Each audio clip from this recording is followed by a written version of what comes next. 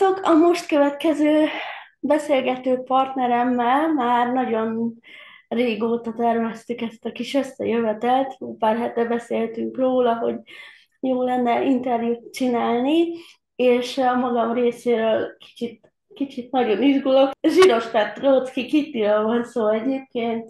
Számomra azért nagyon izgalmas ez a szituáció, mert mi még csak így online szövegesen beszélgettünk, és a könyveken kívül, amiket olvastam tőle, nem nagyon van kapaszkodóm, úgyhogy szerintem nagyon izgalmas lesz az így a nap végére. Köszönöm szépen, hogy elfogadtad a felkérésemet, és hát az izgalom mellett azért szerintem látszik, hogy nagyon örülök, hogy itt vagy. Nagyon szépen köszönöm a lehetőséget. Szerintem ne izgulj. Azoknak van, hogy tök félelmetes vagyok, nem tudom miért, mert még sose ettem ebbet amúgy. Szóval, take it easy, minden tök jó lesz. Jó? Jó, köszönöm szépen. Hát akkor kezdjünk is bele. Először az első pár kérdésem, mint íróhoz fog szólni, aztán utána majd, ahogy alakul a beszélgetés, kicsit elterelném más irányba is, hogyha lehet. A regényedet, őt nagyon tetszett, pedig őszintén megmondom, hogy a név nélkül, de megmondom őszintén, hogy nem mindig csak a pozitívumot hallottam a regényről, de úgy voltam vele, hogy hát oké, ahány ember annyi ízlés, és meg szeretném nézni előbb magamnak, hogy mennyire tetszik nekem, na hát nekem nagyon-nagyon tetszett, és hát akkor kezdjük is az elején. Mióta foglalkozol írással, hány könyved jelent eddig meg, és egy kicsit mesélj magadról. Hát ez úgy volt. Tudom, hogy háttal nem kezdünk mondatot, de azért most mégis. Valójában én már gyerekkoromban is írogattam, de inkább naplót saját magamnak. Ebből is adódik, hogy az első regényem az egy napló regény, tehát hogy azt sokan nem szerették egyébként. Van neki sok hibája, most már így utólag én is látom, de a legnagyobb vízhangot azt kapta, hogy ez egy napló regény, ez nem egy olyan műfaj, ami nagyon elterjedt lenne, meg nem is sokan szeretik azért. A második regényem a szintén, ugye annak mondhatjuk, hogy a reverse, mert hogy egy másik szemszögből, de ugyanazt a sztorit meséli el, egy másik életúton keresztül. Ez úgy jött, hogy a Louise élete volt az első, az 2019-ben jelent meg, és akkor 2020-ban jött a Zikárlángja, ugye ez volt az a két naplóregény, és az elképzelt terápia, ez meg tavaly, ez meg már egy teljesen más stílusú. Erről még nem sok rossz kritikát kaptam, mert ugye azt gondolom, hogy vagy kevesen olvasták, vagy kevesen osztották még így meg a véleményüket. Egyetlen egy olyan negatív kritikát olvastam, ahol szerintem nem biztos, hogy végigolvasták a könyvet. Aha. Úgy érzékeltem, de több ilyen nem jutott el hozzám, amit valahol egy kicsit sajnálok, mert hogy a Louise-ra is, amit kaptam kritikát, azért voltak nagyon erős kritikák, amik eljutottak hozzám. Azokat ugye mind fel tudtam használni a következő résznél, meg már az elképzelt terápiánál, mert én nagyon sokat tanultam ezekből. És várnám erre is, hogy jöjjenek az úgymond negatív élmények, de még egyelőre nem nagyon.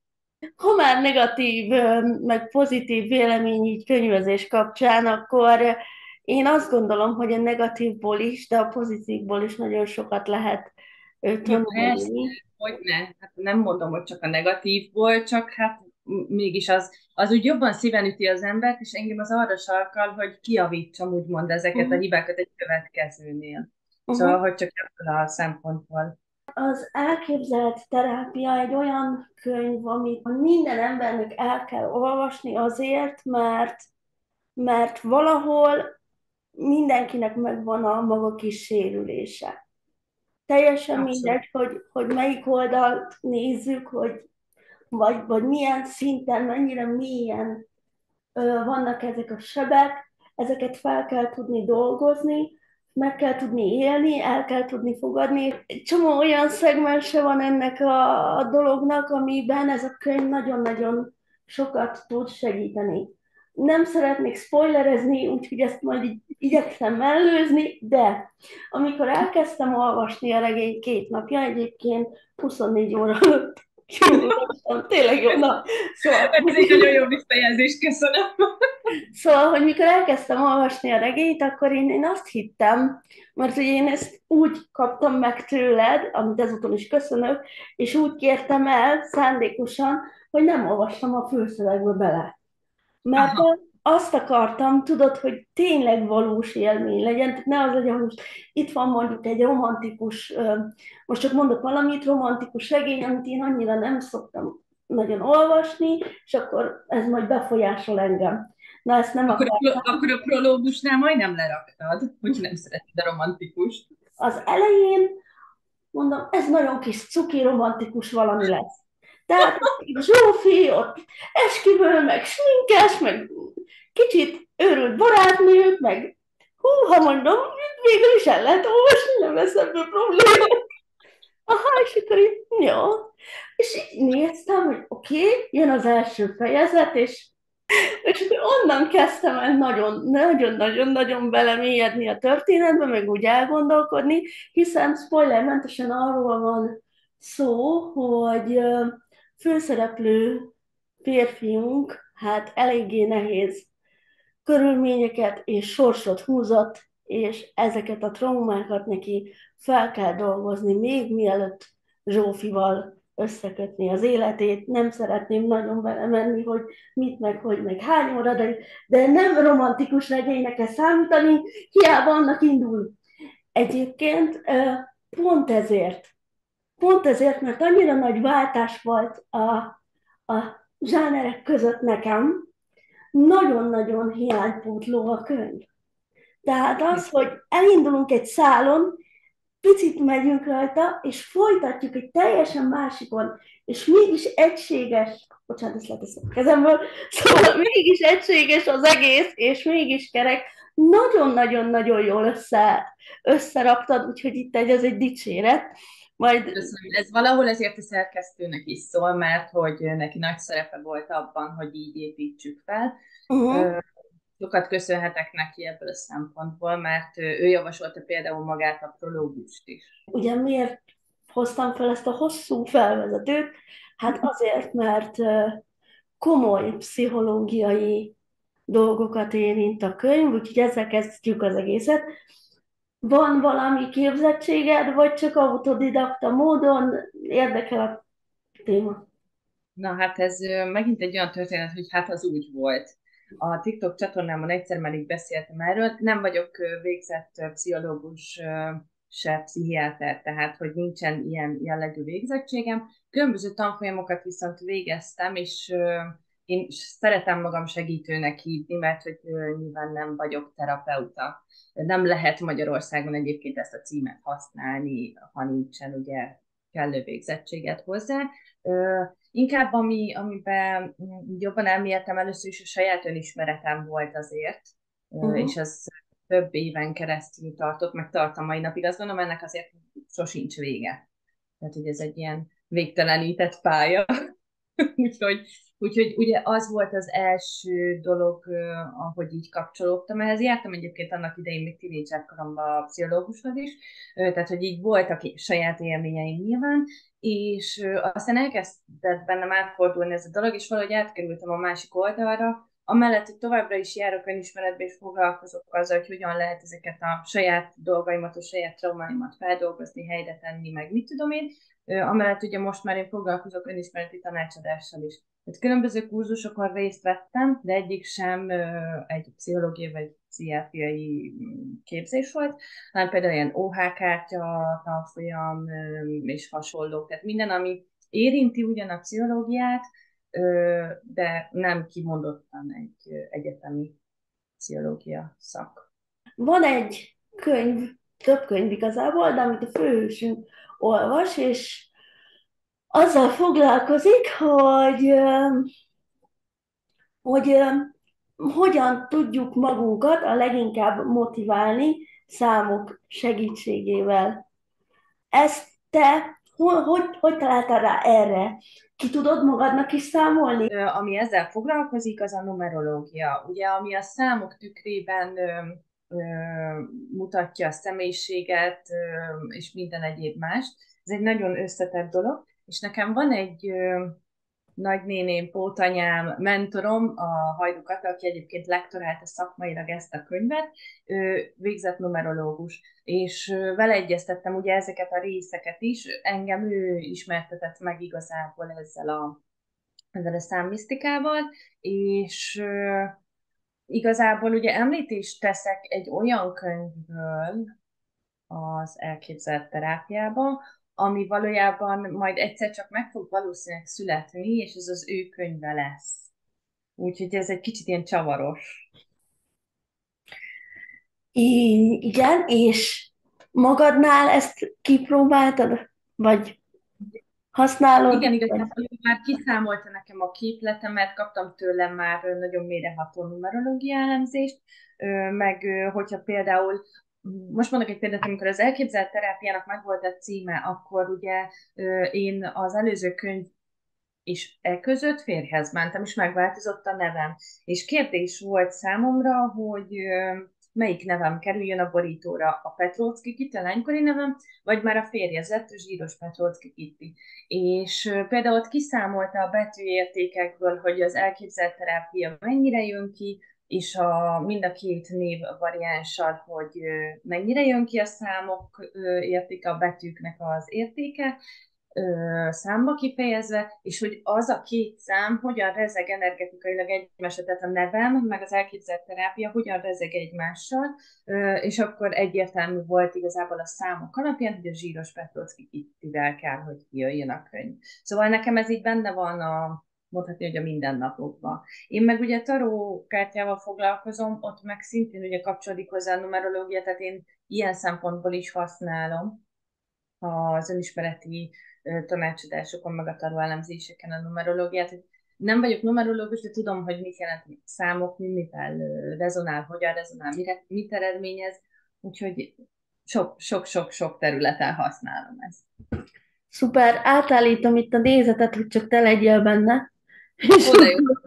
Tök jó. A másik vonal, amit én szeretek és használok így a munkám során is, az a Maslow és az Uh-huh. ő munkássága. Úgyhogy a mi is a cím, a lét pszichológiája például, az egy nagyon jó könyv.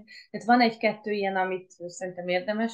Ugye a harmadik vonal, amit érintek, az meg a családállítás, mert hogy szó szerint valójában nincsen szó róla, de a családállítás módszertana, mint olyan benne van, tehát az oldómondatok, azok a családállításból származnak, maga az alaptézisek is, ugye a Bert Hellingernek az alaptézisei, amik be vannak hozva, és bele vannak dolgozva a regénybe. Ehhez is nyilván hozzá jött az, hogy olvastam tőle például a Szeretettrendjét, akkor van a lábjegyzetben benne van az összes könyv egyébként, amiből dolgoztam, de úgy rengeteg könyv van, ami foglalkozik ezzel is, és nagyon érdekes dolgokat fedeztem fel, még én is, ahogy írtam a könyvet saját magamba, szóval érdekes volt. Tetszett az a vonal, ahogy megoldottad Kevin terápiáját igazából, mert most nem tudom, mennyire spoileres, majd ha azt mondod, akkor kivágom, de hogy nem valós pszichológushoz jár ő, hanem az álmai segítségével oldja fel ezeket Nem a spoileres, helyzeteket. nem Akkor benne spoileres. vagyok.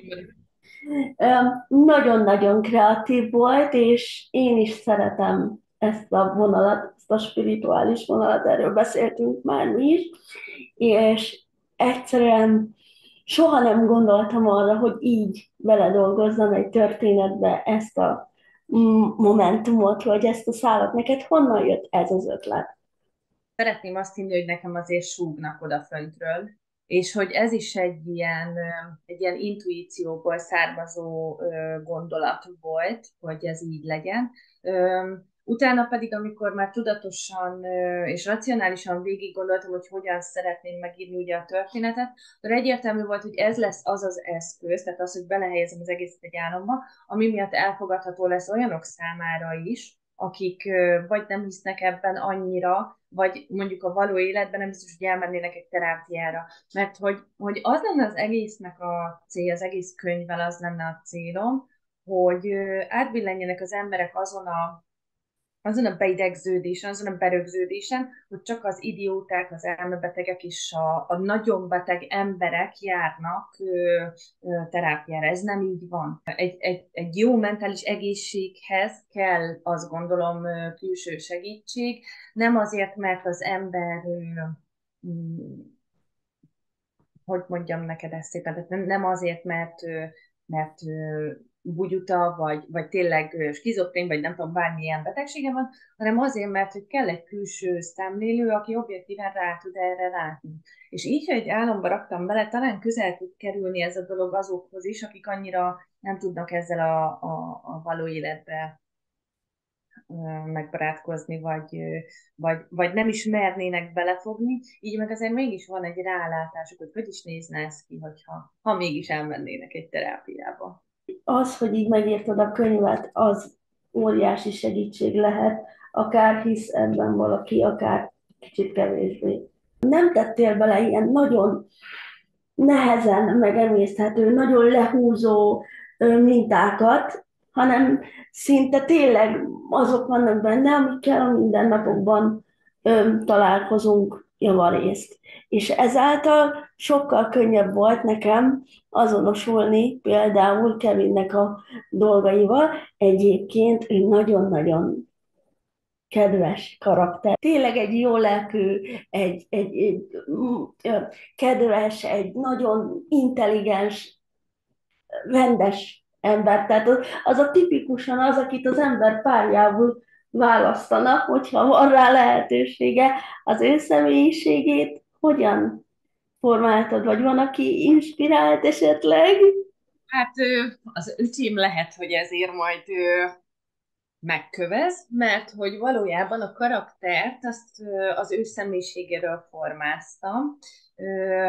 Tehát ő nagyon intelligens. Azt gondolom, hogy nem ez a macsó típus, hanem egy ilyen érzelmes, de magába folytott érzelmekkel rendelkező fiatalember, és úgy, tehát hogy ez az átlagos, nem az, aki kilép a tévéképernyőről, ezek a tipikus macsó Uh-huh. pasik, hanem egy hétköznapi srác. És igazából ő volt az alapja a karakternek, és a sztori érdekessége az, hogy a női főszereplőnek, Zsófinak, meg a Zsófi nevű legjobb barátnő volt a karakter alapja, és egyszer így mondta is, hogy nem gondolod, hogy ez egy kicsit furcsa, hogy összehoztál az öcséddel, de nyilván nem. De hogy nyilván nem, csak nagy is köztük a korkülönbség, tehát hogy ez nem, az életben ez nem reális. De hogy a két karakter meg annyira szépen összetudott szerintem csiszolódni, nem akartam mást választani. Nyilván aztán a végkifejlet az már más, azok már nem ők, de hogy maga a kiindulás, ahonnan indul a két karakter, az... Nem, majd megnézi ezt az interjút, és végre el fogja olvasni a könyvem, mert hogy valójában azt gondolom, hogy nem is olvasta, pedig neki ajánlottam, meg a barátnőmnek nyilván a regényt. Aha. Ha már feljött, hogy kiolvast a családon belül, mennyire olvassák a műveidet? Az az igazság, hogy ez nálunk nagyon bonyolult, és azt gondolom, hogy nálunk családon belül a nagymamámon kívül, és a sógornőmön kívül senki nem olvasta. Tehát nekem ugye Mhm. szerintem a tesóim nem, apu, anyu nem, úgyhogy szerintem csak a nagymamám és a sógornőm, aki család. Meg a férjem nyilván, de hát ő részleteibe kapta ezt, meg mindig, amikor jött valami új ötlet, vagy valami, akkor így folyamatában, hogy készült, Mhm. ismerte meg a történetet és a szereplőket. Igazából ugye, aki család, és nagyon fontos szerepet játszott benne, Hajdukat, akit már ugye említettem, Mhm. szóval, és hogy ő olvasta, az lehet, hogy nekem többet jelent, mint hogy annál, mint hogy az anyukám vagy az apukám olvasta el. Mhm. Tehát, hogy nekem ez egy kicsit bonyolult és sikamlós téma. Bocsánat, akkor azt hittem, hogy... Semmi baj, de hogy is nagyon szívesen válaszolok ezekre a kérdésekre, csak hogy ez így külső szemmel nagyon rosszul hangzik, vagy tehát ha valaki ezt így meghallgatja, és nem ismeri a háttértörténetet, akkor ez rosszul hangzik, hogy ezt mondom, de hogy nyilván megvan ennek az oka, hogy Persze. azt jelent, hogy ő olvasta. Persze, egyébként én is azt gondolom, hogy vannak olyan helyzetek, amikor fontos a család természetesen, de ha az ember szerencsés, akkor vannak olyan emberek az életében, akinek a véleménye így nagyon-nagyon-nagyon magasan fontos, és hogyha van ilyen ember az életedben, szerintem az én pozitívnak élem meg, tehát én azt gondolom, hogy ez egy nagyon-nagyon jó dolog, hogyha van valaki, akire ennyire tud az ember számítani, vagy vice versa, tehát ez gyönyörű, hogy egy ilyen kapcsolat meg tud születni, pláne a mai rohanó világban. Igazából nem véletlen azért, hogy az én írásaimban nem feltétlenül a család. Tehát, hogy én ezt azért nyilván magamból hozom, főleg így a szülői vonalat, és hogy valóban azt kell mondanom, hogy én nagyon tudok menni azzal, és nagyon tudok hinni abba, hogy a család nem ér véget a léttel. Tehát ugye, akit említettem, Zsófit, ő nekem olyan, mintha a testvérem lenne, ugye ezt magába az ajánlóba is azért beleírtam, és Kata meg attól függetlenül, hogy oké, valamilyen szegődékölt családtag, mert ugye az édesapám családjához tartozik, ettől függetlenül mégis olyan, mintha nagyon szorosan a közvetlen családomhoz tartozna. Tényleg mint egy anya például. A borító terveidet általában, legalábbis én úgy olvastam, de javíts ki, ha tévedek, hogy te készíted őket, és hát igazából az elképzelt terápiának a borítóját is te készítetted.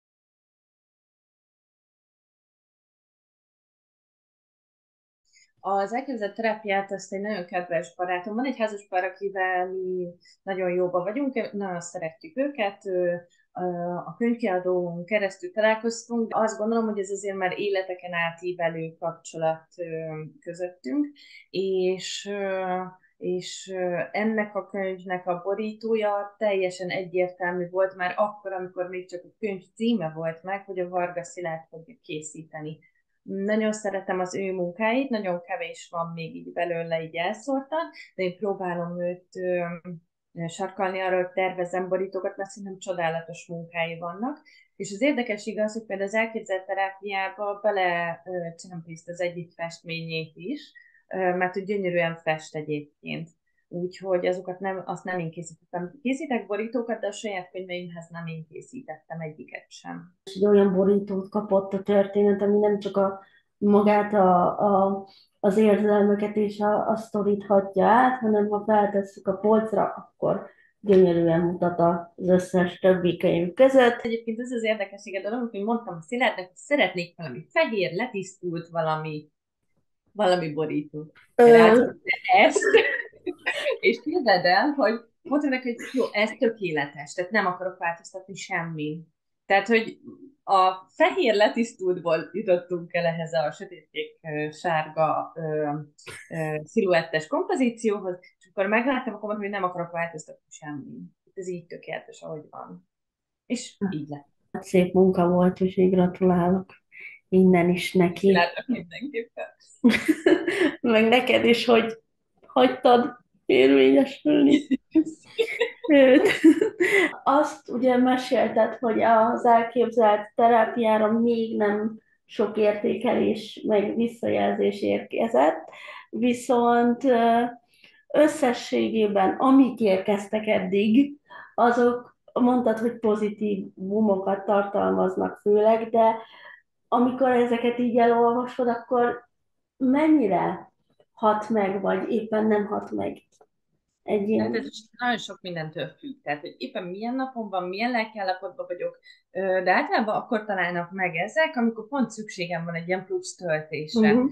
És akkor, és akkor így megyek tovább, és csinálom. Tehát azért nyilván nekem se happy minden napom, és amikor pont egy ilyen nap végén elolvasok mondjuk egy molyos értékelést, akkor ez jól tud esni, és akkor mégis vissza vagyok kicsit így billentve. Tehát, hogy Uh-huh. visszahoz az életbe, meg Meg ami így nagyon nagy hatása szokott lenni rám, amikor valaki, amit te is mondtad, hogy megtalálja benne saját magát, és tud azonosulni legalább egy ponton. Tehát nekem ez nagyon fontos volt a Louisinál is, Alfaznál is, meg ennél a körnél is, hogy, hogy tudjak adni valamit. És azt gondolom, hogy akkor tudok igazán adni valamit spirituálisan, valakinek, hogyha bele tudja rakni magát a történetbe. Amíg nem érzi, hogy az az övé, addig ez nem fog átfordulni, nem fog átkattani, nem fog célba érni, ez az egy mondat, aminek célba kell érni. És Uh-huh. hogy ez az, ami igazán meghatározza azt, hogy egy vélemény milyen hatással van rám. A könyvben a főszereplőnk álomnaplót vezet, aminek a segítségével tud fejlődni, és hát végül is rátalál önmagára. Nagyon-nagyon jót mosolyogtam azon, hogy a valóságban is létezik egy álomnapló, amit te szerkesztettél, te ö, terveztél, ez tudatos volt, hogy akkor a könyvből legyen egy picike rész kiemelve, és akkor a valóságban is meg tudják venni az olvasók, vagy előbb született meg a napló gondolata, amit aztán betettél a könyvben, vagy ez hogy volt? Hát először megíródott a regény, és akkor már ahogy íródott, akkor kigondoltam, hogy akkor majd lesz egy ilyen álomnapló, amit csinálunk hozzá, és akkor volt rá igény, hogy külön is megvásárolható legyen, és akkor így szétbonthattuk. Tehát először úgy volt, hogy csak csomagba az előrendelés ideje alatt lesz, de aztán mivel így volt rá igény, ezért így külön is. Én ennek nagyon örülök, és most majd ide bevágok egy fotót, de itt van nálam, és beszéltünk erről, hogy nagyon-nagyon szép lett az eleje, és mondtad, hogy ezt te festetted, és te tervezted, és utána lett digitalizálva, de egyébként a belsejéből is kifotózhatok egy lapot, üres még Persze, nyugodtan, persze. nincsen benne még semmi, és az is nagyon-nagyon nőies, nagyon igényes, maga a papírminőség is szerintem a jobbak közé tartozik, tehát nem egy vékony valami, hanem simán lehet vele, vagyis lehet vele írni, meg akármilyen eszközt használni, úgy érzem egyébként, hogy el fogja bírni, úgyhogy nagyon-nagyon szép lett a végeredmény elejétől a végéig a te munkád. Az egészet én csináltam, tehát ugye a festmény, ami az elején van, ami a borítóra került, ez ugye az elképzelt terápiához készült, és az előrendelők közt sorsoltuk ki. Ugye Smaragnál nálunk ez egy ilyen, most már hagyomány, hogy néhány könyvhöz készül festmény, ezeket én szoktam készíteni, és akkor ezt kisorsoljuk az előrendelők között. És így volt ez az elképzelt terápiánál is, és az, ami ahhoz készült, az lett digitalizálva, az került az elejére. A belsejét azt én tördeltem, az ilyen gyakorló munkám volt, még akkor én nem annyi, tehát tanultam már hamarabb a tördelést, de én aktívan nem tördeltem, volt más, aki ezt csinálta, viszont az államnaplót azt már én tördeltem. És utána meg hosszasan beszéltünk a nyomdával, hogy akkor mi legyen. Milyen papír legyen, milyen borító legyen, spirálos legyen, vagy ez a kapcsos, vagy esetleg ragasztott és ilyen borítós. Szóval ez volt a legmacerásabb része egyébként, hogy kitalálni, hogy milyen legyen a papír, meg milyen anyagokat használjunk, mert egy cél volt, hogy ne szakadjon a papír, hogy lehessen ráírni, mert ugye nem minden felület írható, akkor, hogy ne üssön át. Szóval nagyon sok mindent így figyelembe kellett venni, és akkor hát így lett végül ez a vastagabb, jó minőségű belív papír is hozzá kiválasztva. Azt nem tudom például, hogy az alkoholos filcre hogyan reagál, de az Igen. biztos, hogy a tollat azt nagyon jól bírja. A ceruzát próbáltam rajta, matricát ragaszgattam bele, posztitet ragaszgattam bele, úgyhogy igazából így a filcet nem tudom. Hogyha használsz majd benne filcet, akkor... Ja, a zselés tollat azt bírja. Na, az szuper, azt nagyon szeretem. Én ezt is Nagyon próbáltam. szeretem, de akkor a filcet is meg fogom majd nézni, és akkor majd kifotózom neked, és megmutatom. Meg én nagyon szeretek vízfestékkel is dolgozni, tehát Azt nem akvarellt, tudom, olyan hogy víz. ez mennyire fogja bírni. A szövegkiemelő az nem ütött át rajta, de a vízfesték az, hát, Megnézem, meg nem beszéltünk arról, hogy te a Smaragd kiadó vezetője vagy, alapítója vagy. El tudom mondani, hogy igényesen dolgoztok, és nagyon nem ezeket a tipik könyveket, most bocsánat, senkit se akarok se megsérteni, se semmit nem akarok, de tényleg nem ezt a tömegcikk könyveket forgalmazzátok, meg szerzőkkel is beszéltem én már egyébként, hogy nem ez a mindennap, ami szembe jön velünk, műveket hozzátok ki a szerzőkkel, hanem valóban egy ilyen színfolt vagytok jelenleg a magyar kiadók palettáján. Na most honnan jött a Smaragd ötlete, milyen nehézségekkel néztél szembe, és utána majd rátérünk arra is, hogy milyen szerzőket vártok, vagy van-e valami kritérium ahhoz, hogy nálatok jelenhessen meg egy könyv. Hát akkor kezdjük az elején. A Smaragd.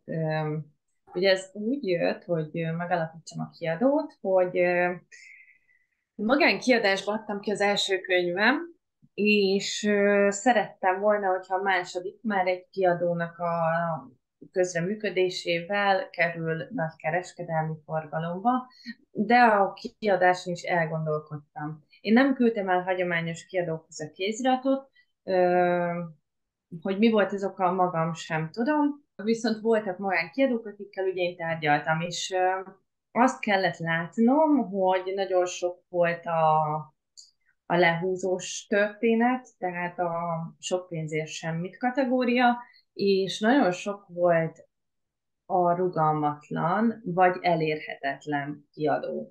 És végül úgy döntöttem, hogy akkor csinálok egy sajátot, mert az volt ott bennem, és ez most nagyon nagy kiknek fog hangzani, de akkor is az volt bennem, hogy ezen a színvonalon én is tudom ezt csinálni. Uh-huh. Én És, értem, mire gondolsz. de tudom, hogy ez nagyon csúnyán hangzik, de akkor is ez volt az első indítatásom, és akkor így elkezdtem, ö, és nagyon-nagyon hosszú tanuló 2 év következett. Aztán akkor volt egy szöveggondozó partnerünk, tehát ők azért nagyon megkönnyítették nekem, mert hogy ők már régebb óta mozogtak ugye a könyves bizniszbe, és ugye nem kellett azzal foglalkoznom, hogy szöveggondozás, mert ők ezt csinálták, és én meg teljes mértékben megbíztam velük, tehát ez az ő felszóltuk volt.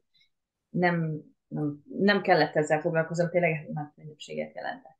És aztán ugye elkezdtem ilyen nagyon otthonosan mozogni ebbe a szférába, de hogy valahogy nem tudtam igazán belesimulni, aztán rájöttem, hogy nem is akarok. Mert hogy kicsit olyan elavult, egyes részei nagyon elavultak nekem. Én egy ilyen újító típus vagyok. Ez lehet, hogy azért van, mert Y generációs vagyok, tehát ugye mindenféleképpen szeretném megváltani valahogyan a világot, most épp a könyvpiacot, mikor mit. És azt láttam, hogy az ötleteim így szépen beintegrálhatóak. És úgy nagyjából tavaly év végén, tavalyi év felétől kezdve elkezdtem ezeket így behozni, és így szépen fokozatosan beintegrálni, amiket így gondoltam, hogy megállja a helyét a könyves dolgok között, és aztán lett egy új üzlettársam, a keresztanyám, egy fogadott keresztanyám, volt egy Zsuzsanna, ő a korrektorunk most már, mert akkor elváltak útjaink ezzel az említett szöveggondozó partnerrel, új szerkesztőink lettek, 2 korrektor, ugye az új üzlettársam, lett még 2 borítótervező, mert addig csak ugye én voltam, vagy külsős borítókat hoztak a szerzők, tehát így szépen kibővült a csapat, és mondhatom, hogy ez az első olyan év, ahol így már nem küzdelem. Tehát, hogy így működik magától már Uh-huh. szinte az egész. Mert hogy tényleg a csapat is olyan, hogy félszavakból megértjük egymást, és mindenki tud a saját, tehát mindenkinek megvan a saját pályája, mint a konyhában, a szakácsoknak, mindenkinek megvan, hogy most ő tálal, most ő salátázik, most ezt csinál, azt csinál, nálunk is megvan, van a szerkesztő, van a korrektor, van a marketinges, van a TikTok videógyártó, van a Facebook idézetgyártó, tehát hogy mindenkinek megvan a sajátja, és azt profin csinálja. És Uh-huh. nekem nem kell azzal foglalkozni, hogy, hogy ki hogyan dolgozik, mert tényleg mindenki tudja a dolgát, és mindenki jól csinálja, amit csinál. És hogy azt kell mondanom, hogy ez az, ami talán ennyire gördülékenyé tette már ezt az évet. És hogy folyamatosan fejlődünk, és hogy egyre jobb kéziratok érkeznek, és hogy nem bölcs az sem, hogy mennyit kell dolgozni rajta, meg hogy lesz ebből, meg nem tudom én, hanem hogy tényleg ennek is már a beérkező műveknek is a színvonala már van egy tök jó szint. Mondtad, hogy így nem a szokványos könyvek, hát nem. És hogy az egyik szemem sír most jelen pillanatban ettől, a másik meg nevet, mert hogy ez volt a cél. Mindenféleképpen, ugye, hogyha megnézi valaki a honlapunkat is, nem egy ilyen tipikus könyvkiadós oldalunk van, hanem egy ilyen formabontó azért, ha lehet ezt így mondani. És, és hogy már ezzel is azt akartak üzenni, hogy nem ez a tipikus zsáner kiadó leszünk, hanem valójában azt keressük, aminek van mondani valója. Uh-huh. Tehát, hogy ez alapján válogatunk, nem zsáner szerint válogatunk például, tehát gyakorlatilag a gyógypedagógiai szakácskönyvtől egészen a tényirodalomig bármit meg lehet nálunk találni. Tehát ugye te is olvastad azt a kiadványunkat, amit ugyancsak terjesztünk, de ez is egy nagyon üdes színfoltja a palettánknak a verses kötet, ami magyarul és angolul is benne vannak a versek, de a szerző saját illusztrációival. Tehát ezek olyan egyedi kiadványok, amikben nem szaladgál azért olyan sok, vagy nincs olyan sok a boltok polcain, és hogy ezt kerestük. Ugye a fővonal nálunk egyik oldalról az LMBTQ könyvek, ugye Esha Lokrin személyébe érkezett igazából meg ez a vonal hozzánk, és mivel mi nagyon jó barátok lettünk így a folyamat során, így teljesen így beintegrálódott az LMBTQ például. Akkor ugye én hoztam a spirituális vonalat, és nagyon sok olyan könyvünk van, ami nem kimondott szakirodalom a spiritualitáson belül, tehát nem mozertani könyvek, vagy ilyesmi, hanem a regényekbe fellelhető például. Akkor a művészet az is valahol azért belőlem jön, mert hogy ugye én festek, meg grafikus vagyok. És minden, ami festészet, vers, az meg így. Akkor ugye ott a másik rész, hogy azért a politikai dolgokból sem maradunk ki, mert hát miért is maradnánk ki. Azért ott van a hidegháború, és még 30 év, ami elég erősen ugye politikai, vagy a Marozsiniknek a Szakadék című könyve, tehát hogy ezek mind-mind ilyen beállítottságú művek. És ugye ebben az egészben az az érdekes, hogy ami most kezd így kialakulni helyzet a könyvpiacon, az ezeknek a könyveknek a 80%-ának nem kedvez. Úgyhogy igazából ezért mondtam, hogy az egyik szemem sír, a másik meg nevet, mert hogy tök jó, hogy kialakult rólunk ez a kép, de hogy egyébként meg nem tudom, hogy mi lesz, hogyha például cenzúra alá kerül a 80%-a kínálatunknak. Mindegyiknek van egy központi témája, egy mondani valója, tehát amikor érkezik hozzánk például egy kézirat, akkor persze nézzük azt is, milyen a helyesírás, milyen az írói készség, és a többi, és a többi, de hogy a legfontosabb az, hogy mi az üzenet. Tehát volt már olyan, hogy egy tök jó romantikusnak titulálható regény, nem teljesen az, de igen, viszont az a mondani valója, hogy egy bántalmazó kapcsolatban benne maradni tök oké. Én nem adok ki ilyen könyvet. Helyes. Bocsánat. És az az igazság, hogy sokszor a szerző sem tudja, hogy ezt sugallja kifele. És nyilván a szerkesztő, amikor megírja a lektorit, és ezt beleírja, tesz is rá javaslatot, hogy hol van az a pont, ahol meg lehet ezt fordítani, ahol tök jól tud kijönni dramaturgiailag is a dolog, hogy ne ez legyen ugye az üzenet. És a legmegdöbbentőbb az egészben, hogy ahelyett, hogy ezt így átgondolná, és azt mondaná, hogy oké, lehet, hogy van ebben valami, végig gondolom egyáltalán, gyakorlatilag támad. Mert hogy azt Uh-huh. hiszi, hogy ezzel mi azt akarjuk mondani, hogy nem jó, amit írt. Nem erről van szó, hogy nem jó, csak tehát egyébként is ömlik például a nőkre ez, hogy maradj otthon, szüljél gyereket, Persze. semmit nem számít, És akkor erre még rátolunk olyan regényeket, ahol egyébként egy bántalmazó kapcsolatban mindenki tök happy. Na, tehát ezt én nem. Uh-huh. Úgyhogy, de hál' Istennek a két szerkesztőnk is nagyon szenzitív ezekre a dolgokra, és nem hagyunk ennek teret. És ugye sok esetben az van, hogy ezt meg bántásnak veszi az adott szerző, és úgy nem jön létre az együttműködés. De megmondom őszintén, ilyenkor meg az van egy kicsit benne, hogy nem kár, mert akkor, ha már az elején megsértődik és befeszül, akkor a közös munka is ilyen lesz. Uh-huh. Úgyhogy ja, kicsit eltértem a témától, bocsánat, csak így Nem baj, erre azért reflektálnék egy picikét, hogy én nagyon ritkán írok viszonylag negatív értékelést a blogomon, mert szerző vagyok én is, és bennem az van, tudod, hogy tudom, hogy mennyit dolgozott vele az adott író, és azt is tudom, hogy mennyi érzelmi kötődés lehet egy adott könyvhez, tehát én nagyon-nagyon empatikus vagyok ebből a szempontból, ezért mindig próbálok pozitívat, tehát még akkor is próbálok pozitívat találni a könyvben, hogyha én számomra az valami nagyon keveset tudott adni.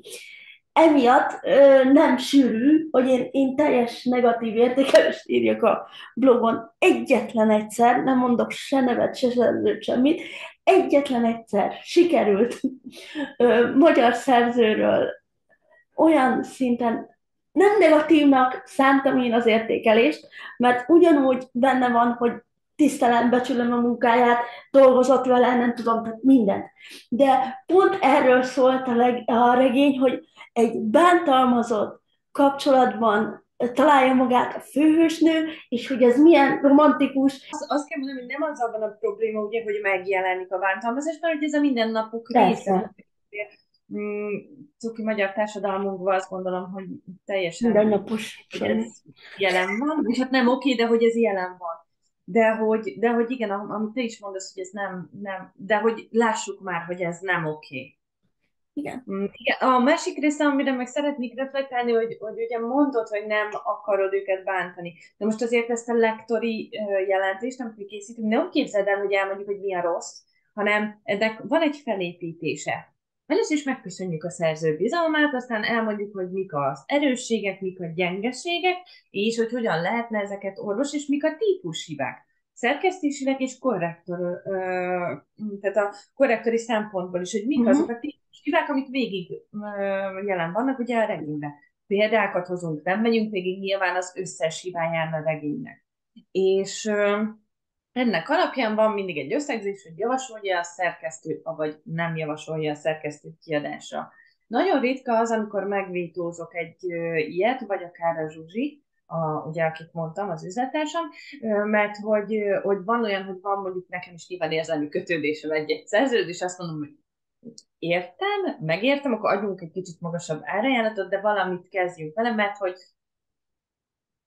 őt valamiért én nagyon szeretném. De hogy egyébként az van, hogy nyilván meg kell ütni egy szintet ahhoz, hogy a szerkesztők azt mondják, hogy igen, javaslom kiadásra, és ezt azért nem nagyon ritka, hogyha megvétózzuk, és akkor így megy a válasz a szerzők felé. Úgyhogy nem csak az, Szerintem, hogy mi a rossz, hanem uh-huh. van egy megerősítés is azért ebben. Sőt, a szerkesztés folyamata alatt is végig mind a két szerkesztőnk olyan beállítottságú, Hanni is, meg Sarolta is, hogy gyakorlatilag folyamatosan, hogy mennek végig a szövegen, persze tesznek bele megjegyzést, hogy mit kell javítani, meg hogyan, tehát hogy nyilván javaslatot is tesznek erre, ugyanakkor, hogyha valami nagyon vicces volt, nagyon jó volt, ezt tök jól megoldottad, vagy benne ilyen kommentek is vannak azért a kéziratban, tehát hogy nem arról szól a történet, hogy darabjaira szedjük, és akkor az író meg semmisülve ül a laptop előtt, hogy úristen, hanem van egy ilyen rész, hogy próbáljuk azért őket életbe tartani a szerkesztés alatt, és nem lerombolni teljesen az önbecsülésüket.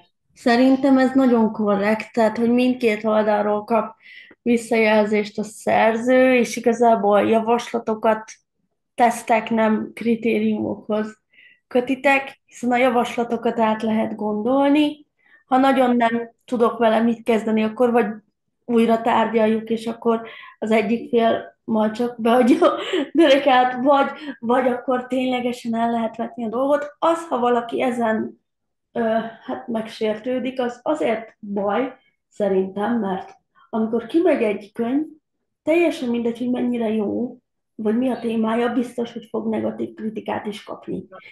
Kizárt dolog. Tehát a világirodalom remekei, legyen az magyar vagy külföldi, is kapnak kritikát. Olyan szerzők, akik amúgy a csillagos éget is le tudták hozni a munkásságuk alatt. És ha a jó szándékú kritikát nem tudja a szerző a helyén kezelni, akkor ezeket a durvábbakat sem fogja tudni. Tehát vagy nem neki való ez a pálya, vagy nagyon sokat kell még érnie, fejlődnie lélekben, hogy mint író ki tudjon teljesedni. Ezt én minden szerzőnek mondom, egyébként akivel beszélgetek, hogy nincs olyan könyv szerintem a piacon, ami ne kapott volna nagyon kemény kritikát már a megjelenésétől kezdve, teljesen mindegy, mikor jelent meg. Ezt el kell tudni fogadni, és magunkban lezárni, vagy megérteni magunknak azt, hogy egyszerűen nem lehet mindenkinek megfelelni, nem lehet olyan könyvet írni, ami mindenkinek tetszik, viszont a másik oldalról, mint blogger mondom, hogyha valami nem tetszik, azt is meg lehet úgy fogalmazni, és én tényleg a 98%-ban az értékeléseimben ezt teszem, meg lehet úgy fogalmazni a negatívumot is, hogy az ott legyen, hogy neked mi nem tetszett, de ne legyen annyira bántó a szerzőnek, hogy feladja a munkásságát emiatt. Oké, beszéltünk már a szerzők oldaláról, meg a bloggerek oldaláról, meg az olvasókéről, és akkor itt vagyunk mi kiadóként. Én azt gondolom, hogy az nagyon vicces, ha egy könyvből csak jó vélemény van. Tehát én azért is állok kapcsolatba több bloggerrel, mert hogy azt gondolom, hogy fontos, hogy vegyes legyen. Tehát igenis legyen olyan, aki 4 csillagot ad, meg 5 csillagot, mert olyan nincs, ami mindenkinek 5 csillag. Tehát ez lehet. És szerintem az már ilyen, ez már ilyen kamu, amikor valamiről Uh-huh. csak csillagos értékelés van. Úgyhogy ez az egyik része. A másik része, hogy egy dolgot viszont, tehát az van, hogy sok blogger van most már, aki bloggernek mondja magát, és borzasztóan rossz indulatú. És próbáljuk ezeket kiszűrni, hogy ne kerüljenek hozzájuk a könyveink, legalábbis recikként semmiféleképpen, mert hogy igen, te például figyelsz arra, hogy ne tedd tönkre a könyvet, a szerzőt, vagy bármit ezzel kapcsolatban, de ezért nem mindenki van így, és azt gondolják egyesek, hogy azért, mert ők bloggerek, megtehetik, hogy bármit leírnak egy-egy műről, és többször tapasztaltunk már olyat sajnos, hogy kb. Arról szólt a blog vélemény, hogy ezt azért biztos, hogy ne vedd meg. Tehát kérdezem én, hol korrekt ez üzletileg, amikor te kapsz egy könyvet egy kiadótól, vagy egy szerzőtől, most teljesen mindegy, hogy szerzőtől vagy kiadótól, és azt írod, hogy ezt te biztos ne vedd meg. Tehát én Pont ezt elpostázom neked, az nekem költség, vagy hát a kiadónak nyilván, a szerzőnek költség, mert hogy minden egyes példányjal van nyilván költsége, tehát ezt nem tartom korrektnek. Ilyenkor van olyan bloggerünk egyébként, aki azt szokta csinálni, hogy megírja, hogy nem tetszett neki a könyv ezért és ezért, nagyon szívesen elmondja egy privátba, de akkor, hogyha gondoljuk, akkor inkább nem teszi ki a véleményt, és azt gondolom, hogy ez nagyon korrekt. De ezzel tudok menni. De az, amikor azt írja gyakorlatilag egy véleménybe, hogy hát ezt így kár volt a papírért nagyjából, akkor az azért problémás. azért ezt így szeretném elmondani most, hogy így lett erre lehetőségem, hogy ha valaki blogger szeretne lenni, és könyvekkel, vagy egyéb ö, termékekkel szeretne foglalkozni, azt azért vegyük figyelembe, hogy azzal a termékkel, jó, jelen esetben ugye könyvekkel dolgozik a szerző, dolgozik a kiadó, dolgozik a marketinges, dolgozik rengeteg ember. Amikor recenziót kapok én is, akkor azt te ingyen kapod meg. Se postaköltséged nincs rajta, se nem fizetted ki a könyvet, semmit nem csináltál. A jobb kiadók azt szokták mondani, te is ezt mondtad nekem, hogy nyugodtan megírhatom, dolgozhatok vele, használhatom, de ettől függetlenül minden egyes média megjelenésnél azért oda kell írni, hogy te ezt ingyen kaptad. Engedélyek kellenek, hogyha extra dolgot szeretnél, ugye én is kértem tőled a felolvasásokhoz. Nem úgy működik, hogy csak azért, mert te írsz és vezetsz egy blogot, vagy YouTube csatornát, tök mindegy, nem úgy működik, hogy azért fogják neked odaadni, mert te vagy. Nem.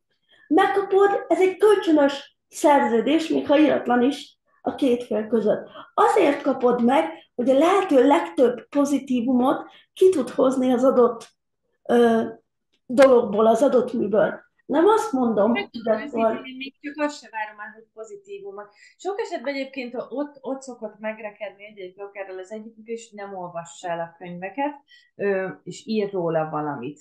És azért kiadóvezetőként nekem ez nagyon gyorsan feltűnik. Volt egyébként olyan blogger, akivel ezért szakítottuk meg a kapcsolatot, mert hogy írt egy kritikát, amit úgy nagyjából hogy összehollózott más véleményekből, és valójában amit meg beleírt saját maga, abból meg egyértelműen kiderült, hogy nem olvasta el a könyvet.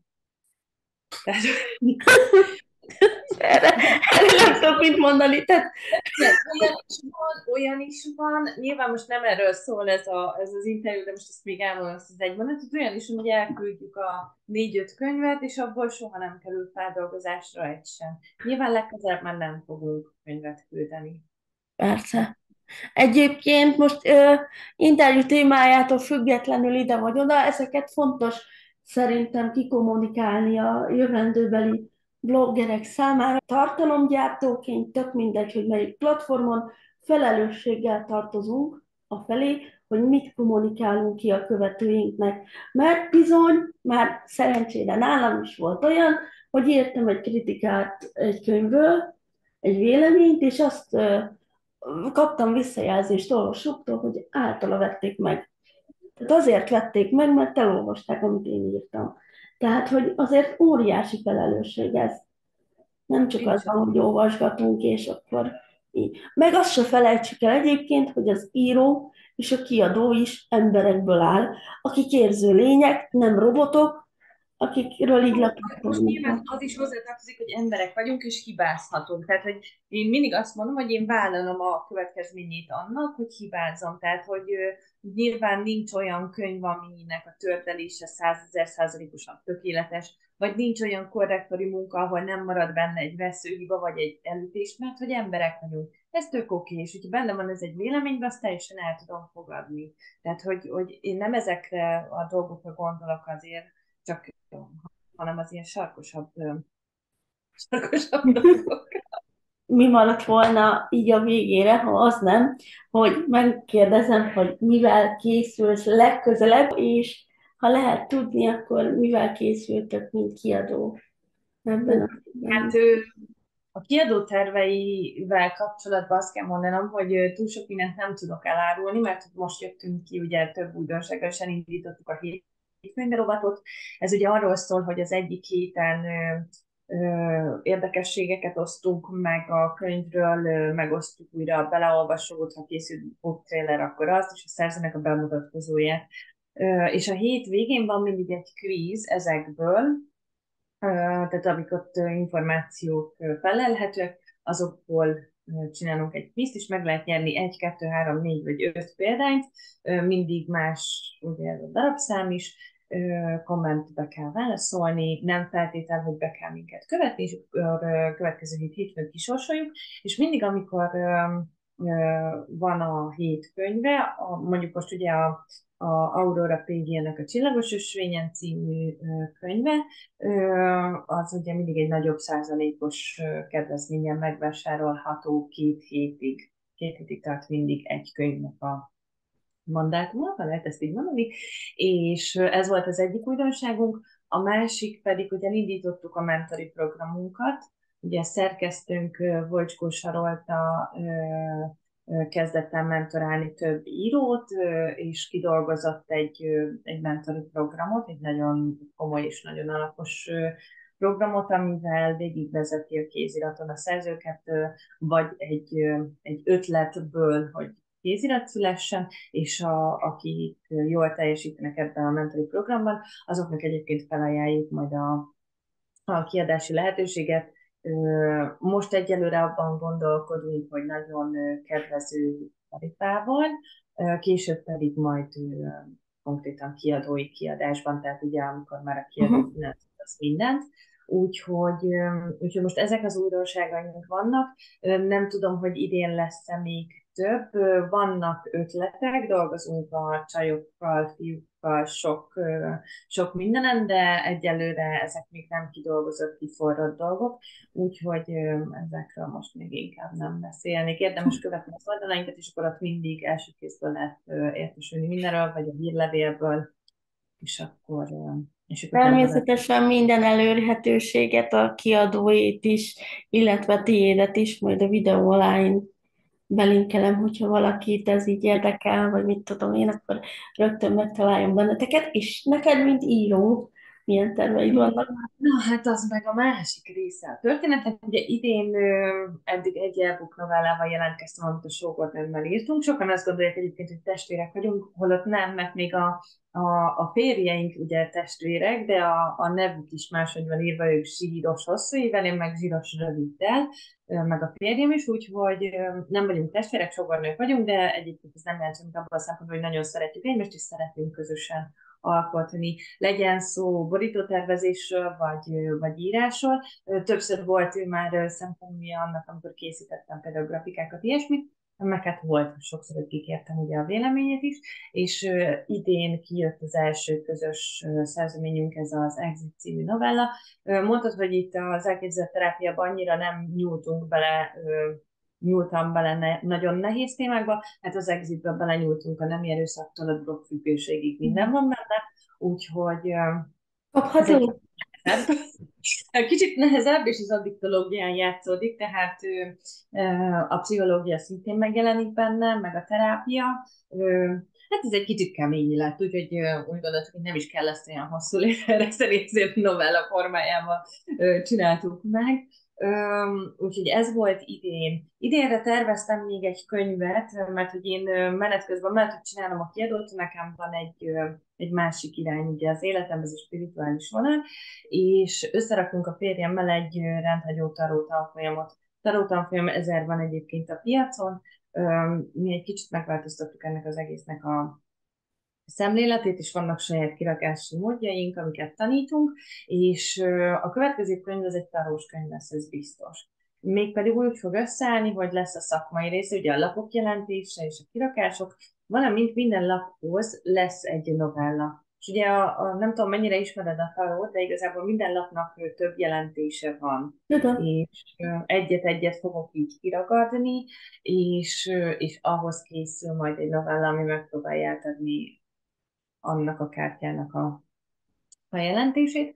Úgyhogy ez egy ilyen novellás kötet lesz igazából. Tehát aki novellákat szeret olvasni, annak is jó lesz, meg aki a taróba akar elmérni, annak is jó lesz. Meg hát nyilván a novellákon keresztül lesznek azért önismereti dolgok, ráismerések remélhetőleg. Úgyhogy ezzel úgy vagyunk kész, hogy a szakmai részét összeraktuk. És 22 lap van ugye a Nagy Arkánunkban, és így 22 novella lesz, ebből 2 van meg, úgyhogy még azért azt gondolom, hogy idén már nem fog kijönni magamat ismerve, meg hát ugye utána még a szerkesztés, a korrektúra, a történés, ez egy hosszú folyamat lesz biztosan. Nagyon sokszor az történik, hogy nekem minden könyv, ami a Svaragnál jelenik meg, egy kicsit olyan, mintha a sajátom is lenne. Hát én rengeteg időt és energiát fordítok minden kiadványra, és a sajátom az mindig így tolódik. Tehát Aha. igazából az elkezdett terápiát is nem tavaly, hanem tavaly előtt szerettem volna megjelentetni, de ugye ha nagyon kisarkítom a dolgot, akkor én évente 20 könyvet kiadok. Amellett a sajátom az nem mindig kerül sorra. Úgyhogy, Maximálisan megértem. de előbb-utóbb el fog jönni annak is az ideje. Meg úgy vagyok, hogy nem baj, ha érlelődik, mert az elképzelt terápiának is jót tett az a fél év csúszás. Úgyhogy majd meg lesz. Nagyon izgalmasan hangzik mindkét oldalról a tervezés. Örülök neki, hogy benned is egy ennyire kreatív embert ismertem meg, mint magamban. Ahogy látom, te se szereted ezeket a mindennapos olyan dolgokat, úgyhogy ebben hasonlítunk. Hát nagyon-nagyon szépen köszönöm, hogy ennyi időt, nem tudom, mikor kezdtünk el beszélgetni, de már jó ideje. Figyelj, tök jó beszélgetés volt, én nagyon örülök neki. És remélem ezek után már nem tűnök annyira félelmetesnek. Igazából azért izgultam, nem azért izgultam az elején, mert féltem tőled, hanem, hogy mondjam, azért hozzám képest te mégiscsak leraktál valamit az asztalra, és nem akartam nagyon belebakizni a dolg. Jó, a technikai részét tekintsünk el, mert arról nem tettek, de én, mint ember nem akartam nagyon belebakizni a dolgokba. Ugye egy szerzővel egy ilyen jellegű interjú, ha csak idézőjelben csak szerző, azért más, mert nekem is van könyvem, én tudom, hogy miken mentek át, vagy milyen nehézségek, azért az általában ugyanaz, de amikor veled szemben leül egy kiadónak a vezetője, és meg kell tartani, tudod, azt a hangulatot, hogy az ott egy komoly téma, és nem elbagatelizálni az ott lévő dolgokat, hát kicsit paráztam ettől, de szerencsére a személyiséged olyan, hogy könnyen, tehát igazán szerintem egy ilyen jó ismerősi beszélgetés volt, ez Jó, nem ennek örülök. valami. Én egyébként azt gondolom, hogy a kiadóvezető is pont ugyanolyan ember, mint az összes többi, úgyhogy én nem szeretem mindenféle polcokra, ilyen nagyon magaslatokra feltenni. Nyilván van egy terület, amihez talán én értek jobban, de neked is biztos van olyan területed, amiben meg én ülnék úgy, hogy így összehúznám magam, mert nem értek hozzá egyáltalán. Szóval azt gondolom, hogy mindenkinek megvan az a terület, amiben igenis ott van a felső polcon, úgyhogy ezért én már nem teszem sem magam, sem másokat a felső polcra. Köszönöm, hogy itt voltál. Köszönöm szépen! Szia, vigyázz magadra. Szia, szia, te is, szia, szia! Szia.